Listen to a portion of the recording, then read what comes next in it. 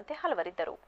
ಅಭಿವೃದ್ಧಿ ಪಥದತ್ತ ಕೊಂಡೊಯ್ಯಬೇಕಾದ್ರೆ ಶಿಕ್ಷಣ ಒಂದರಿಂದ ಮಾತ್ರವಿಲ್ಲ, ಎಲ್ಲ ಕ್ಷೇತ್ರದಲ್ಲೂ ಮುಂದುವರೆದಾಗ ಮಾತ್ರ ರಾಜ್ಯ ಅಭಿವೃದ್ಧಿಯತ್ತ ಸಾಗುತ್ತದೆ ಎಂದು ಶಾಸಕ ನರೇಂದ್ರ ಸ್ವಾಮಿ ತಿಳಿಸಿದರು. ಮಳವಳ್ಳಿ ಪಟ್ಟಣದ ಕ್ರೀಡಾಂಗಣದಲ್ಲಿ ತಾಲೂಕು ಆಡಳಿತದ ವತಿಯಿಂದ ನಡೆದ 76ನೇ ಗಣರಾಜ್ಯೋತ್ಸವ ಕಾರ್ಯಕ್ರಮವನ್ನು ಉದ್ಘಾಟಿಸಿ ಮಾತನಾಡಿ, ಸಂವಿಧಾನ ಪೀಠಿಕೆಯನ್ನ ಪ್ರತಿ ಶಾಲೆಯೂ ಬೋಧಿಸಬೇಕು. 76 ವರ್ಷದಿಂದ ದೇಶ ಯಾವ ರೀತಿ ಅಭಿವೃದ್ಧಿಯಾಗಿದೆ ಎಂದು ಮುಂದಿನ ಪೀಳಿಗೆ ತಿಳಿದುಕೊಳ್ಳಬೇಕಾಗಿದೆ ಎಂದು ತಿಳಿಸಿದರು. ಇದೇ ವೇಳೆ ಶಾಲಾ ಮಕ್ಕಳಿಂದ ಪಟ್ಟಣದಲ್ಲಿ ಜಾಥಾ ನಡೆಸಲಾಯಿತು. ಇದೇ ವೇಳೆ ಮಕ್ಕಳು ಸಾಂಸ್ಕೃತಿಕ ಕಾರ್ಯಕ್ರಮ ಮಾಡಿ ರಂಜಿಸಿದರು. ಇದೇ ವೇಳೆ ಸಾಧಕರಿಗೆ ಸನ್ಮಾನಿಸಲಾಯಿತು. ಇದಕ್ಕೂ ಮುನ್ನ ತಹಶೀಲ್ದಾರ್ ಲೋಕೇಶ್ ಧ್ವಜಾರೋಹಣ ನೆರವೇರಿಸಿದರು. ಹಲವಾರು ವೈವಿಧ್ಯತೆಗಳಲ್ಲಿ ಏಕತೆಯನ್ನು ಕಾಣ್ತಾ ಇರೋದಕ್ಕೆ ಕಾರಣನೇ ನಮ್ಮ ಸಂವಿಧಾನ. ಬಹಳಷ್ಟು ಜನಕ್ಕೆ ಸಂವಿಧಾನದ ಅರಿವು ಇಲ್ಲ. ಈಗ ಇಲ್ಲೇ ಎದುರು ಕೂತಿದ್ದಂತ ಮಕ್ಕಳೆಲ್ಲ ನೋಡ್ತಾರೆ.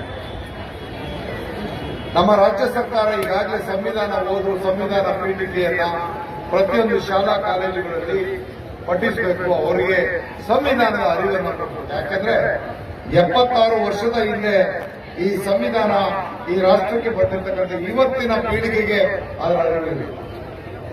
ಶಿಕ್ಷಣ ಇಲಾಖೆ ಇದರಲ್ಲಿ ಪ್ರಮುಖ ಪಾತ್ರವನ್ನು ವಹಿಸತಕ್ಕಂಥ ಜವಾಬ್ದಾರಿ ಮತ್ತು ಎಲ್ಲ ಸರ್ಕಾರಿ ಇಲಾಖೆಗಳು ಕೂಡ ಇದನ್ನ ಇಂದಿನ ಜನಮಾನಸದಲ್ಲಿ ಅದರ ಮಹತ್ವ ಮತ್ತು ಅದರ ಅರಿವನ್ನು ಮೂಡಿಸತಕ್ಕಂಥ ಕೆಲಸವನ್ನು ನಾವು ಮಾಡಬೇಕಾಗಿದೆ.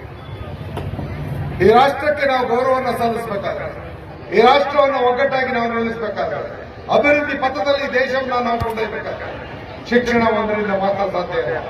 ಎಲ್ಲ ಕ್ಷೇತ್ರದ ಅಭಿವೃದ್ಧಿಯೊಂದಿಗೆ ಆಧುನಿಕ ಪ್ರಪಂಚದಲ್ಲಿ ಪೈಪೋಟಿಯ ಯುಗದಲ್ಲಿ ನಮ್ಮ ಜವಾಬ್ದಾರಿಯನ್ನು ಈ ರಾಷ್ಟ್ರಕ್ಕೆ ಕೊಡುಗೆಯನ್ನಾಗಿ ನೀಡತಕ್ಕಂತಹ ಕೆಲಸವನ್ನು ನಾವು ಮಾಡಿದಾಗ ಮಾತ್ರ ಭಾರತ ಮಾತೆಯ ಮಕ್ಕಳಾಗಿ ಈ ದೇಶಕ್ಕೆ ನಾವು ನಮ್ಮನ್ನ ಸಮರ್ಪಣೆ ಮಾಡಿಕೊಳ್ಳಲಿಕ್ಕೆ ಸಾಧ್ಯ. ಕಾರ್ಯಕ್ರಮದಲ್ಲಿ ತಹಶೀಲ್ದಾರ್ ಲೋಕೇಶ್, ತಾಲೂಕು ಪಂಚಾಯಿತಿ ಇಒ ಶ್ರೀನಿವಾಸ್, ಡಿವೈಎಸ್ಪಿ ಕೃಷ್ಣಪ್ಪ, ಕ್ಷೇತ್ರ ಶಿಕ್ಷಣಾಧಿಕಾರಿ ಉಮಾ, ಪುರಸಭೆ ಮುಖ್ಯಾಧಿಕಾರಿ ನಾಗರತ್ನ, ಪುರಸಭೆ ಸ್ಥಾಯಿ ಸಮಿತಿ ಅಧ್ಯಕ್ಷ ಕೃಷ್ಣ, ಸದಸ್ಯ ನೂರುಲ್ಲಾ ಸೇರಿದಂತೆ ಹಲವರಿದ್ದರು. ಚಾಮರಾಜನಗರ